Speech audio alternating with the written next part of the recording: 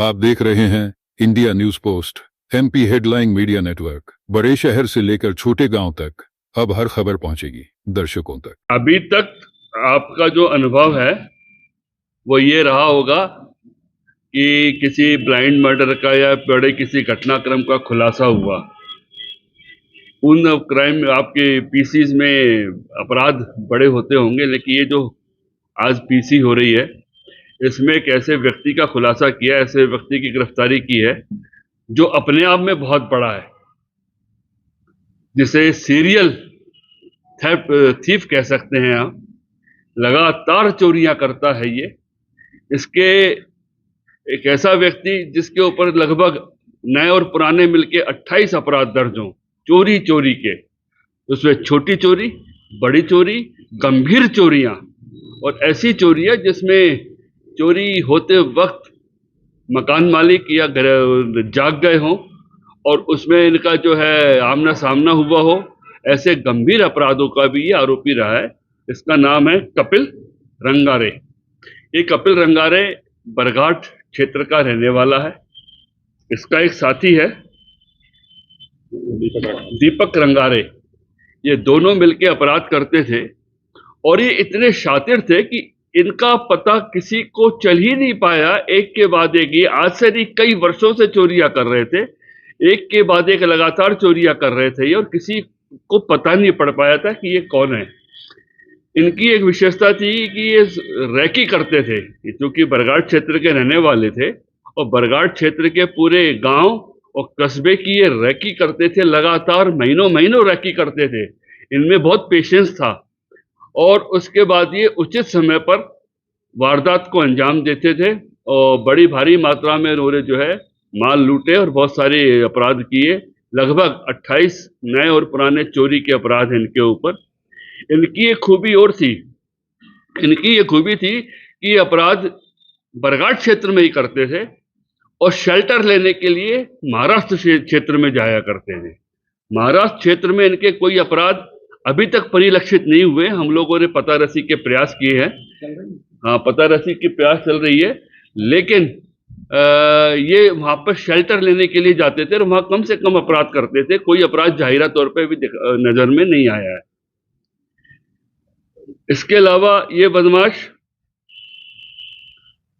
किसी भी social media का इस्तेमाल प्रयोग नहीं करते थे। ये पहला केस ऐसा होगा जिसमें साइबर का कोई रोल नहीं था इसमें पकड़ने में। इतना गंभीर आरोपी जो वर्षों से फरार हो और उसमें साइबर का कोई रोल नहीं था।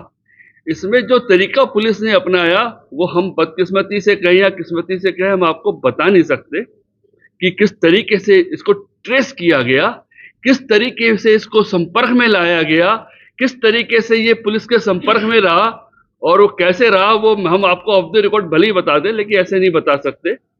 और ये पुलिस के संपर्क में आ गया इनडायरेक्ट वे में। किसी तीसरे आदमी को हमने कहा कि तुम ऐसा ऐसा काम करो, वो तीसरा आदमी करता गया जैसा जैसा हमारे एसडीओपी साहब और टीआई बरघाट साहब कहते गए, और वो आदमी वैसा वैसा करता गया और ये संपर्क में आ गया। उस तीसरे आदमी ने उसका विश्वास जीता, चोर का, और विश्वास जीत के वो पुलिस की गिरफ्त में आ गया। ये अलग तरीके से पहली बार गिरफ्तारी हुई है किसी की। और जब इसका जब पता किया गया कि ये क्या क्या करता है, इसके अलावा जब इससे पूछताछ की तो इसे एक चीज और बताई है कि हम लोग अपराध करके नागपुर में गढ़चिरौली क्षेत्र है, आपको पता होगा, गढ़चिरौली क्षेत्र नक्सल्स का गढ़ है, तो उस जंगल में ये लोग जुआ खेला करते थे। और चूंकि नक्सलाइट का इलाका है तो पुलिस का आवागमन भी बहुत ज्यादा नहीं रहता, इसका ये भरपूर फायदा उठाते थे। और ये जो चोरी का कैश पैसा है या जेवर है या बाइक है, जो भी इनके पास होता था, ये जुए में हार जीत के दांव लगाया करते थे। ये इतने शातिर थे। जब इनको गिरफ्तार किया गया है और इनसे जब पूछताछ की गई है तो आपको सुन के भी थोड़ा सा आश्चर्य लगेगा कि इनके पास से 9,92,000 तो नगद रुपया मिला है। इनके पास एक डस्टर कार मिली है जिसकी कीमत 5,50,000 रुपया है। इनके पास एक स्विफ्ट कार मिली है जिसकी कीमत 3,30,000 रुपया है। इनके पास एक मोटरसाइकिल हंक महंगी वाली वो मिली है जिसकी कीमत 50,000 रुपया है। एक मोटरसाइकिल पल्सर भी है इनके पास में जिसकी कीमत 1,00,000 रुपया है। एक मोटरसाइकिल CBZ ये भी मिली है इनके पास, ये जो 50,000 की कीमत का है। आप देखिए इनके पास एक लैपटॉप भी है, पूरा रिकॉर्ड है उस लैपटॉप में क्या क्या करते थे। इतने साइंटिफिक चोर थे ये कि हर चीज का रिकॉर्ड रखा करते थे ये। तो इसके अलावा 3 मोबाइल भी मिले हैं और जो 85,000 के हैं, और नकब जनी में प्रयुक्त औजार जो है वो भी इनसे बरामद हुए हैं, जो अभी आपके सामने सब रखे गए हैं। इसमें जो है गिरफ्तार कर लिया गया है और कोर्ट के सामने हम इनको प्रस्तुत करेंगे।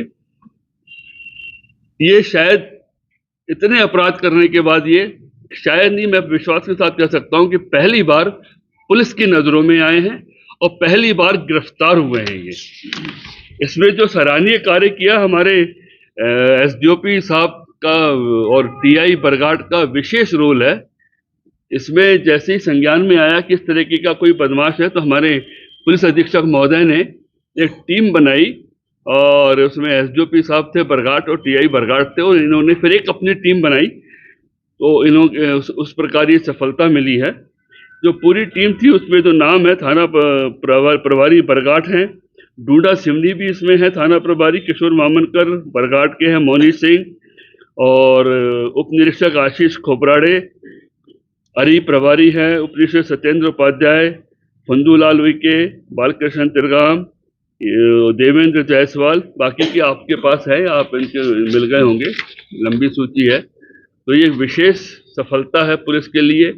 इस घटना की खास बात यह है कि अब चोरियों की संख्या कम हुई है। पहले से जो लगातार ताबड़तोड़ चोरियां हो रही थी उसमें भारी गिरावट आई है, और आगे भी हम लोग नियंत्रण में रखेंगे अपराधों को। यदि आप हर खबर से बाखबर रहना चाहते हैं तो अभी आप हमारे इस YouTube चैनल को सब्सक्राइब करें और खबरों की नोटिफिकेशन पाने के बेल आइकॉन पर भी जरूर क्लिक करें। यदि आपको हमारी खबरें पसंद आई हो तो वीडियो को लाइक और शेयर करना ना भूलें। धन्यवाद।